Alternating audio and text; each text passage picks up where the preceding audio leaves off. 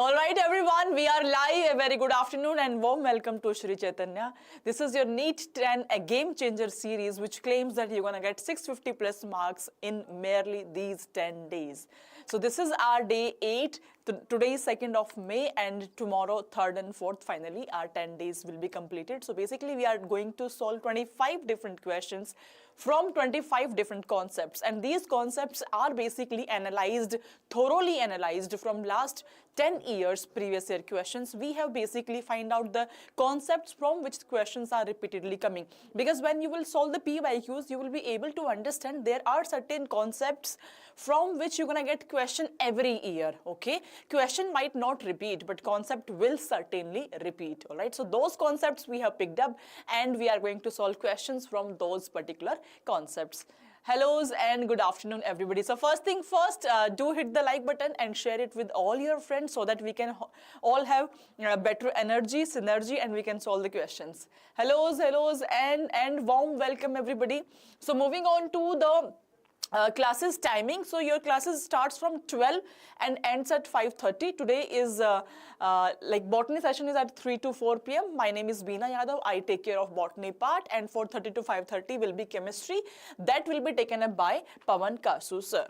All right, everybody. So hello Charan, hello Priya, hello Police Patil, hello LVS, Lahari, Rupa, hello Sai Charan, hellos everybody. So your admit card has also been released. I hope you people have downloaded your admit card, and if you are not able to download, then don't worry, because I believe on 4th of May again your admit card will be uploaded, because you know there is a space for your photographs and that space is very small in your admit card. So generally what NTA does, they just revised your admit cards and then again they will release by 4th of May. Okay, so that might happen this time also. So if you are not able to download your admit card and your photograph is missing, or let's say any security pin is not correct, you are not able to download, then don't worry. Okay, just be calm and be focused on solving questions only. Okay, yes Priya, hello. Anyone who has downloaded their admit card? Any student who is able to download their admit card? And yes? Okay, nobody is there? Nobody is there? Okay, not a problem. Just be calm, and you know, in next couple of hours, I can say, or by evening time, your site will not be crashed. No. Okay, not a problem. So you can download your admit card maybe by tomorrow night. Okay. Yes, okay, let's get started. Let's get directly jump into the questions, and we have the very first question on our screen, kids. Try to solve the question. First question on your screen, bachas. Phycoerythrin, chlorophyll A and chlorophyll D, they are characteristics of. This question has been picked up from algae. Algae is very important topic. Every year you're going to see question from this algae portion. In fact, in NEET 2020, there were 2 questions from the same topic. Okay, the question is asking about, we have provided with certain pigments like phycoerythrin, the pigment which provides red color to the algae. We have chlorophyll A and chlorophyll D. So we have these 3 pigments in which particular algae? Is it Phaeophyceae? Is it Xanthophyceae? Is it Rhodophyceae? Or is it Chlorophyceae? I am getting the answers. Few of you are giving me answer Phaeophyceae. Okay. See, let me give you a simple hint. Our phycoerythrin is a pigment that gives characteristic color which is red. Now tell me, the characteristic color with respect to our phycoerythrin will be red. Obviously, it will be found in the case of Rhodophyceae. Few of you have answered Phaeophyceae. So Phaeophyceae, bache, this is your basically brown algae, and this brown algae, the color brown is due to the presence of xanthophylls, not phycoerythrin. So they have predominance of xanthophyle, right? If I speak about Chlorophyceae, which is your green algae, and the green color is due to the presence of chlorophyll molecule that gives green color, right? Then Rhodophyceae is basically your red algae. The characteristic red color is due to the presence of a pigment which is our phycoerythrin, right? are phycoerythrin. So answer will be option number D, which is rhodophyceae. Hello Sanket, all right. Moving on to the next question, +4 -1, and the next question, kids. Next question. Gamete are asexual reproductive bodies of which plant? Gamete. Have you heard of gamete? These are basically your asexual birds. Asexual birds. Okay. They are used for asexual reproduction in specific plants. What is the name of those plants? Okay. If I say a great answer, Moksh. If I say bryophytes, then also you will have to find out which bryophyte. Which bryophyte? Is it the primitive ones or is it the advanced ones? Moksh has answered. Monica has answered. Sanket, come on, answer. Charan, give me your answer. Priya? Priya has answered, all right. Mr. Khan has answered, it is your liverworts. Great answer, everybody. So liverworts has got presence of gamete, and these gamete are basically found in gamete cup. Okay, whenever you are going to cut this gamete, it is simply able to make a new plant altogether. Okay, and they are basically found in the case of bryophytes, specifically in the case of liverworts. Liverworts are having these asexual buds called as gamete. They are used for asexual reproduction. All right. Good afternoon, Vanama. Good afternoon. Yes, is this clear, everybody? +4 and -1 in this question. +4 or -1? Come on, kids. +4, -1. All right, next question then. This is a very famous question of PYQ, I would say, and in 2023 also, the kind of same question came into 2023. The question says the heterosporous pteridophytes are heterosporous. Yes, heterosporous. Hetero means different. Sporous means spores, right?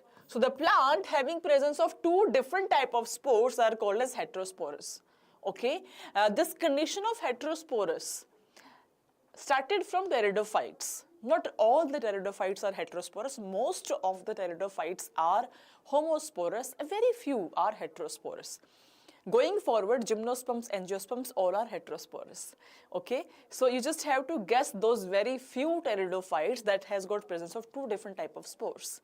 Yes, PTK, yes, Vanama, Arjun Reddy, Priya Sharma, Thanuj.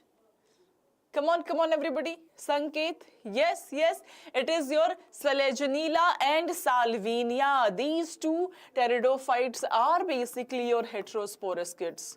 These two are heterosporous, having presence of two different type of spores. Now, basically, if I speak about seed development, so actual seed starts forming from gymnosperms, okay? But gymnosperms do have the naked seeds. If I speak about angiosperms, they do have seeds which are enclosed inside the fruit, okay?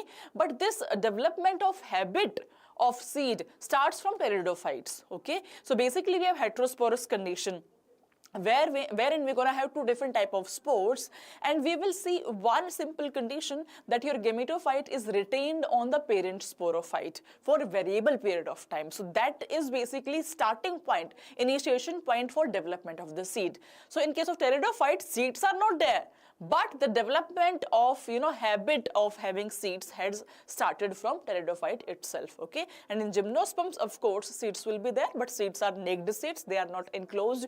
In angiosperms, we do have the seeds which are enclosed inside the fruit. Okay, that is the difference, that is the progression of evolution, we can say.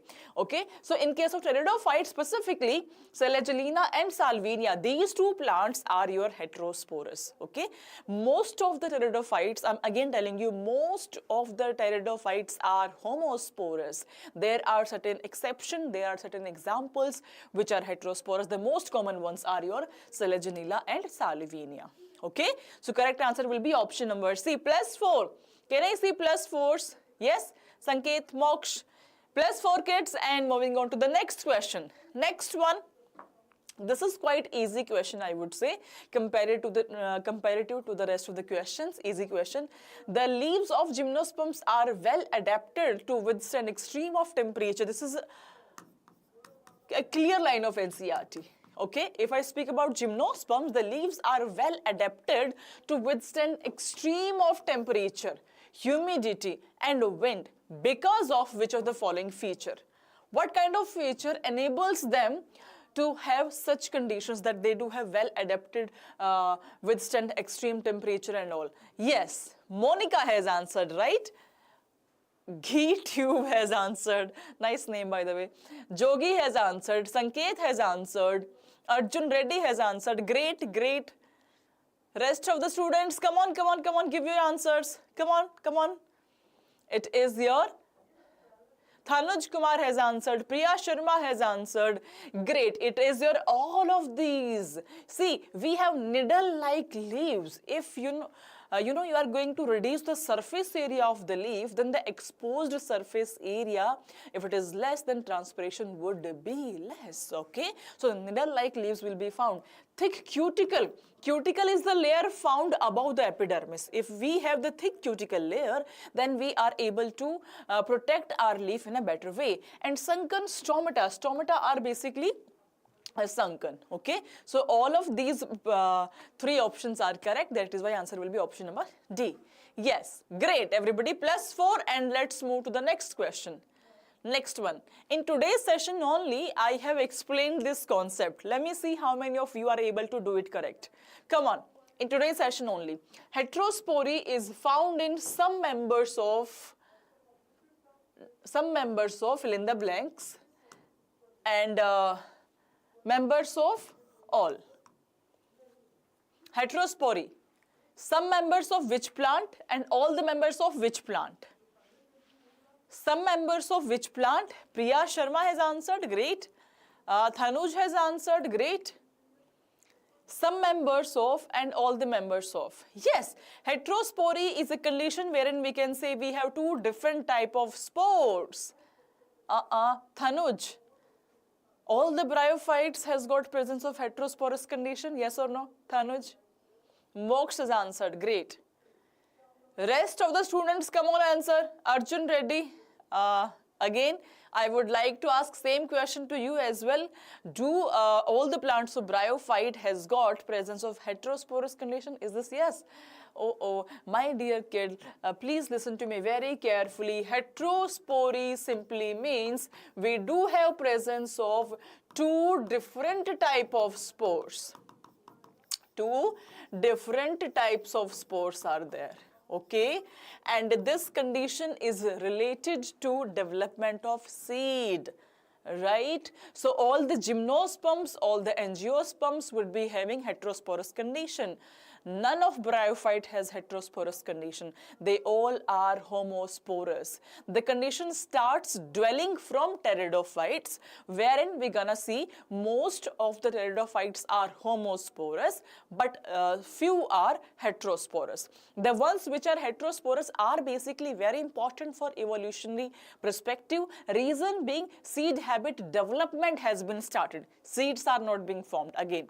Okay, seed habit development has been started. So most of the members of, some members of pteridophyte and all the members of gymnos and angios. That is why answer is option number D. Okay, spermatophyte simply means the plants having presence of seeds, which are my gymnosperms and angiosperms. Okay, that is why answer will be option number D. Are we clear now in this concept, Jogi, Priya Sharma, Harsha? Are we clear now in this concept? Kids, are we clear now in this concept? Most welcome, Thanuj Kumar. I'm always there. Priya, yes, we are clear now. Okay, perfect. Next question then. Next question, students. Select the incorrect statement. Incorrect. Please pay attention. Always underline the keyword. We need to find out the incorrect statement out of these four. Okay, the first statement says most plant viruses are RNA viruses. Most are RNA viruses. Number 2 says bacteriophages have double-stranded DNA. Okay, C says virus having an arthropod as vector is called as arbovirus. And option D says prions have only nucleoid and no protein. Yes, kids, prions. Okay, let me give you one concept. If I speak about, okay, let me Go to the blank slide. Meanwhile, please keep on answering. If I speak about viruses, my dear kids, viruses, they have presence of two things. Okay, two things are there.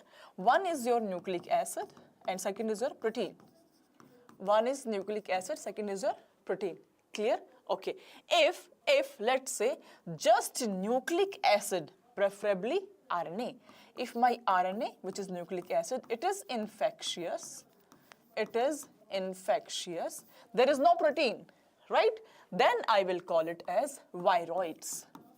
So my viroids are RNA with low molecular weight, which is infectious, and there is no protein into this entity. Okay. Number C is your prions. What are they?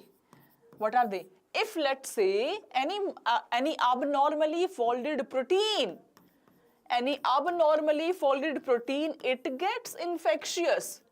It starts spreading infection. We don't have nucleic acid. We just have abnormally folded protein. Then I call it prions. Got it, everybody? Got it? Coming back to the question. Your question says, prions have only nucleoid and no proteins. However, it is completely different concept. Your prions has got just protein, which is abnormally folded, and that is your infectious. Right? So this is my incorrect statement, hence it would be correct answer. Is this clear now? Tough one, Moksh. I don't think so it is a tough one. It is easy, in fact. Yes, Charan? Yes, Grace? Tanuj Kumar? Priya? Monica? Right? This is, I would say this is easiest one. Okay, moving on to the next question then. Next question, kids, on your screen. Which of the following statement is incorrect about the class Deuteromycetes? With respect to Deuteromycetes, come on, kids, tell me. Come on, kids, tell me. With respect to Deuteromycetes,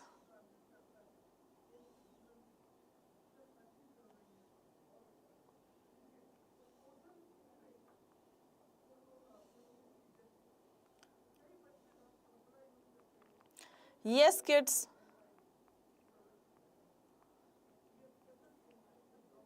Tell me the answers.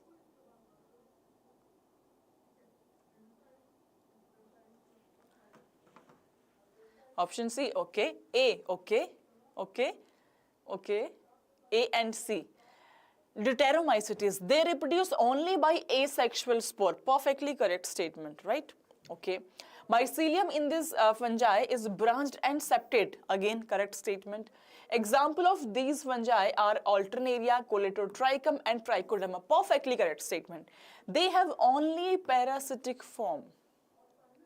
Yes, this is incorrect statement. Hence, it would be correct answer. They do not have just the parasitic form. Lot many fungi are used for mineral recycling from Deuteromycetes. Okay, so those are not parasitic. Those are your saprophytic also. Okay, so they are basically decomposers of litter. So this is your incorrect statement. Hence, would be correct answer. Right? Madhukar Jogi, Afsha, Sultana, Sanket, Grace, Priya, Khan. Clear, Tanuj? Right. Next question then. Next question. Interesting question. Silicaceous fistules of diatoms, being indestructible, piled up at the bottom of the ocean and formed a thick bed over billions of years. Such a thick bed is known as what?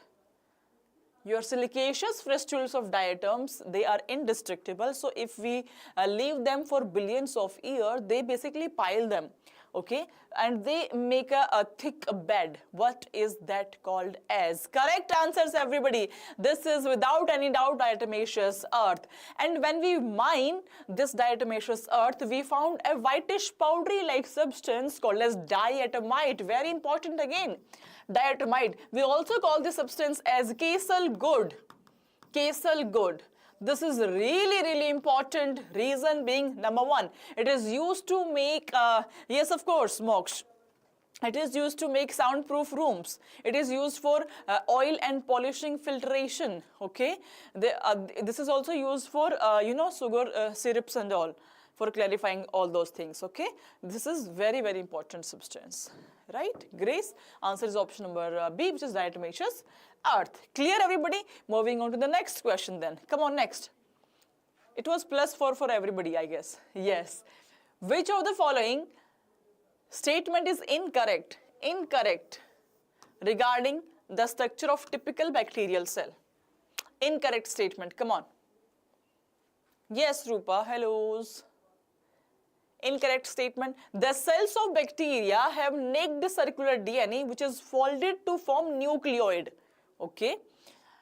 Second statement, cells are surrounded by a peptidoglycan cell wall and a mucilaginous sheath. Ribosomes would be 70S. Cells have well-developed membrane-bound cell organelles. Do we have membrane-bound cell organelles in case of bacteria? Answer is no. We just have one organelle that is membraneless, and that is your ribosome. All the membrane-bound organelles are absent, whether it is single or double membrane-bound, okay? So this is your incorrect statement, hence it would be your correct answer. Right, everybody? Madhukar, see, option number 2 is correct, bache. Peptidoglycan layer is something which will make a difference between gram-positive and gram-negative bacteria. So they do have peptidoglycan layer. Okay? Charan, correct. Rupa, correct. Grace, correct. Priya, correct. Mr. Khan, correct. Monica, correct. Okay? Answer is option number C. Right. Next question then.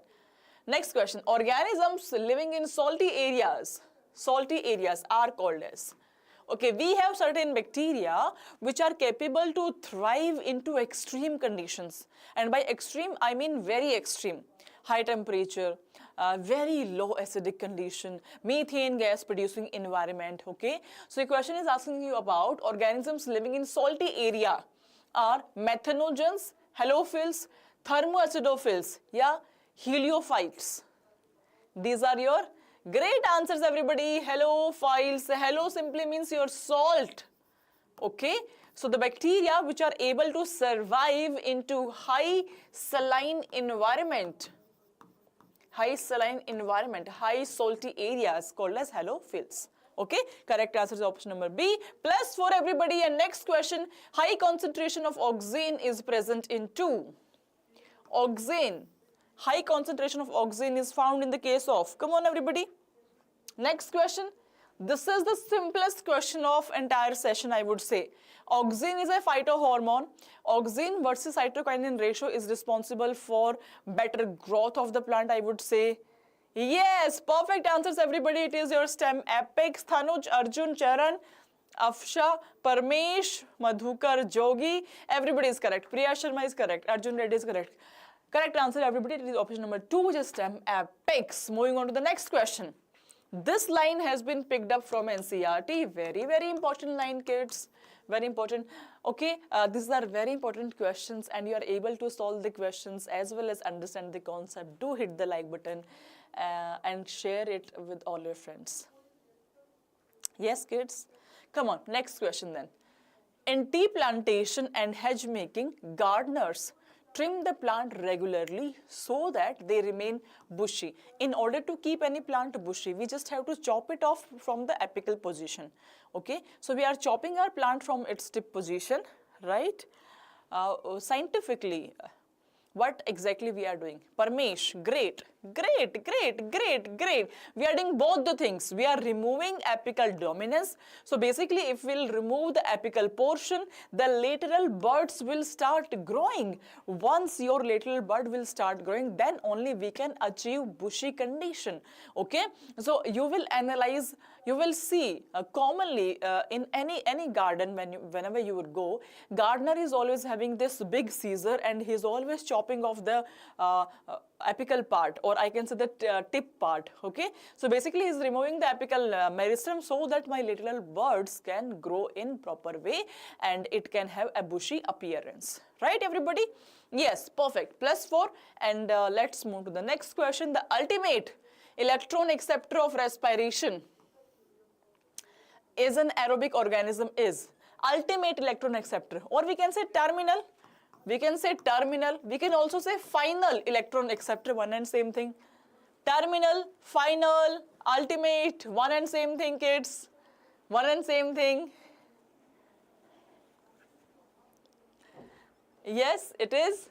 It is your Oxygen. Yes, of course. We have FMN, FMS, cytochromes. Okay. After all the cytochromes, B, C1C, A, A3, the final one is your oxygen, which is going to get the electron. So oxygen will receive electron and hydrogen finally will be making metabolic water. So answer is option number B, which is oxygen. Correct, everybody? Yes. Grace, Rupa, Tilak, Charan, Thanuj, Moksh, everybody is correct. Perfect. Next question then. Next question, kids. Next question, kids. Next question. Come on, come on, come on. Which of the following cellular metabolic process can occur both in the presence of or absence of O2? The common for aerobic and anaerobic. Come on, kids. Common for aerobic and anaerobic.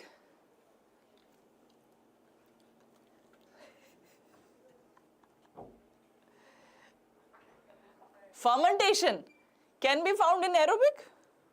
You answer, Moksh. Fermentation can be found in aerobic? Not at all. It is your glycolysis. See, if I speak about, my dear kid, please listen to me very carefully. If I say, this is my aerobic organism in which we have presence of oxygen. This is my anaerobic organism that have absence of oxygen, right? Okay. Then in case of aerobic, the first one is glycolysis. The first step is glycolysis. Okay. There is no need of, sorry, bache. Please try to understand the concept, okay? Glycolysis. Then the product of glycolysis will form link reaction through which acetyl coenzyme A will be formed. The product of glycolysis is my pyruvic acid. Okay, it is basically dependent upon the fate of pyruvic acid that your aerobic respiration is going to happen or anaerobic would going to happen. Okay, if there is presence of oxygen, your pyruvic acid will enter into link reaction in which it will make acetyl coenzyme A. Correct? Now, this acetyl coenzyme A will participate into next set of reaction called as Krebs cycle. In Krebs cycle, into link reaction, into glycolysis, we're going to make NADH2 and FADH2. And these NADH2s and FADH2 will be utilized into my electron transport chain. Okay? Right. What about anaerobic? The very first thing will be glycolysis. Glycolysis. Correct? Now, the product of glycolysis, which is my pyruvic acid, is not having oxygen.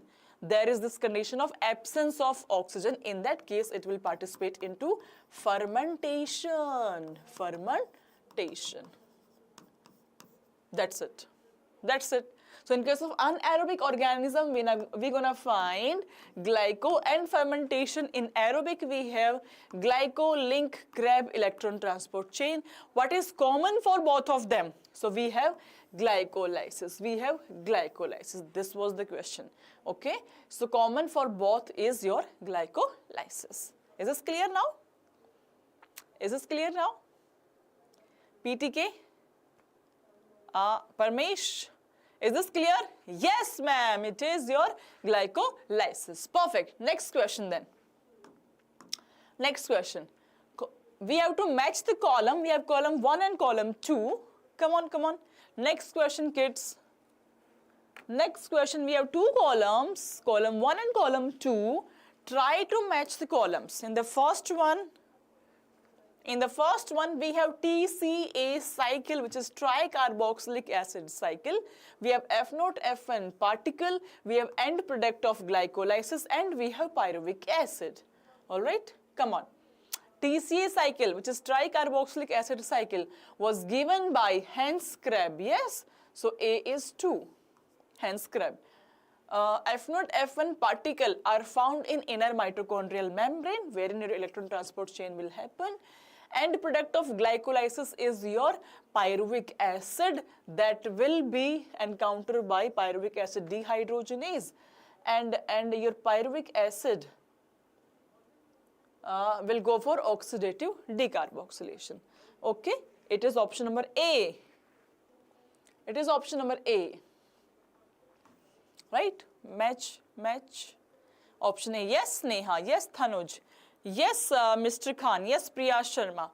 Madhukar Jogi. Parmesh. Great answer. It is option number A. Perfect. Next question.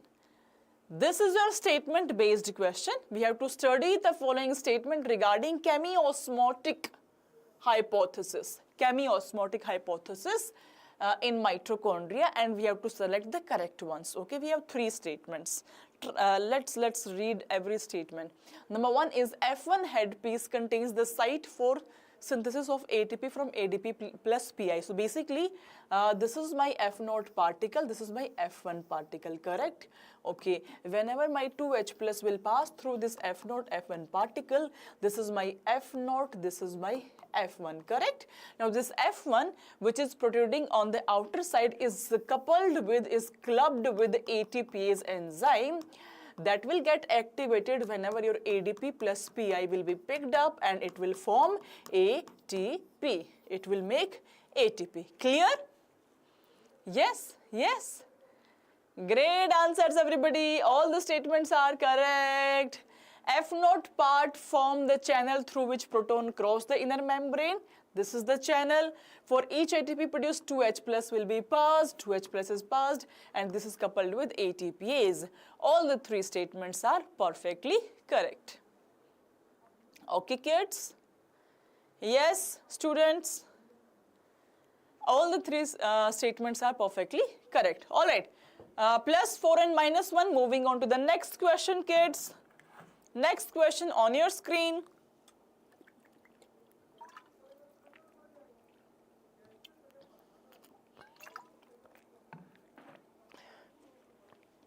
Hanji, yes, come on. Next question. We have assertion statement which says the splitting of water is associated with photosystem 2. In case of non-cyclic photophosphorylation, we have PS1 and PS2, correct? Now, your PS2 will not get electron from any source of electron carrier which is there. So basically, we would need to split the water molecule in order to get electron, right? Reason says water is split into H plus O2 and electron. Yes. Yes, kids. Both the statements are correct, but it is not correct explanation. See, the splitting of water is associated with the PS2. Why it is associated? If the answer of this question has been given into reason, then we can say option 1. Else it is option 2. Okay? Why it is associated? No. We have provided with the 2 correct statements, right? So these 2 are correct ones, hence answer is option number 2. Yes, kids, +4. Moving on to the next question. Next question, come on. Next question, kids. Assertion statement says in C4 plants, photorespiration does not occur. If we get the answer why it does not occur in the reason, then it has to be option number 1. Come on, try it out.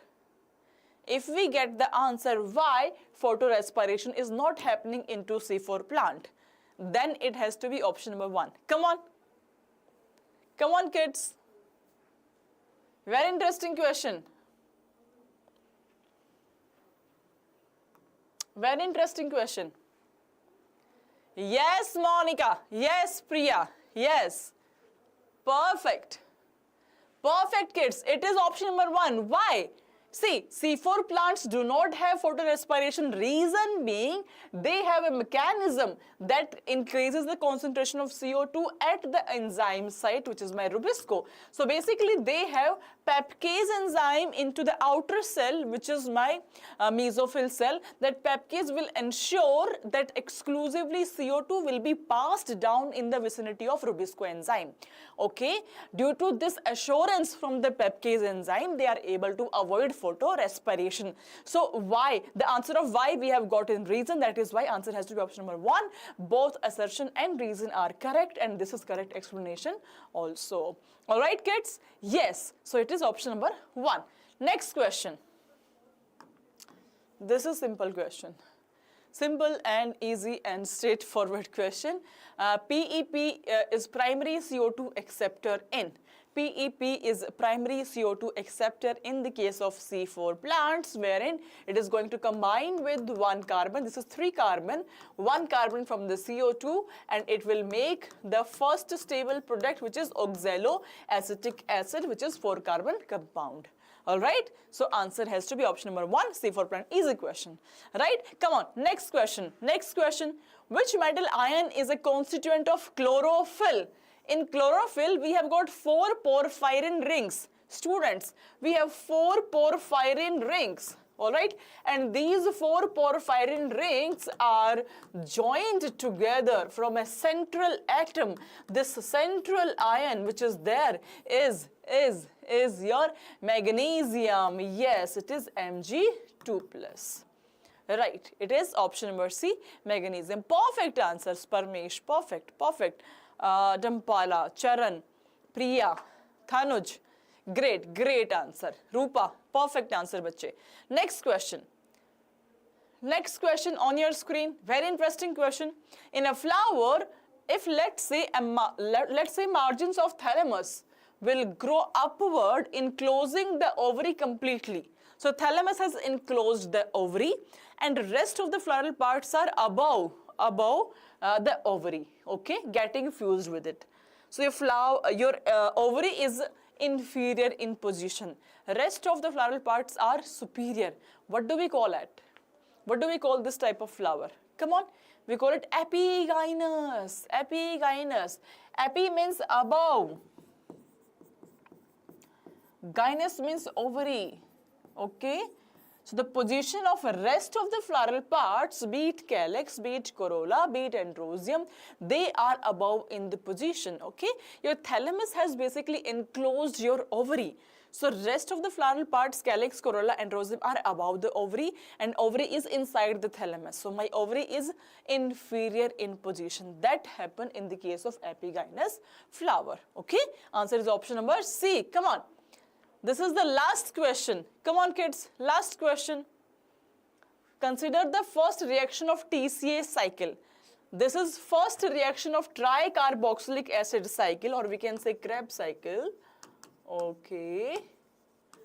Acetyl coenzyme A plus oxaloacetic acid plus H2O with the impact of citrate synthase, it will make A plus coenzyme A. What is true about compound A? What is true about this? Come on, come on. Come on, come on everybody. Great, Rupa. Sneha, think about the question again, bache. Come on, come on. First product of TCA cycle, yes, it is citric acid. Tricarboxylic acid and 6-carbon compound, yes, of course. It undergoes reorganization in the presence of enzyme aconitase to form cis-aconitic acid. Yes, of course, all the statements are perfectly correct statement. All right, students, I hope you liked the session. Come on.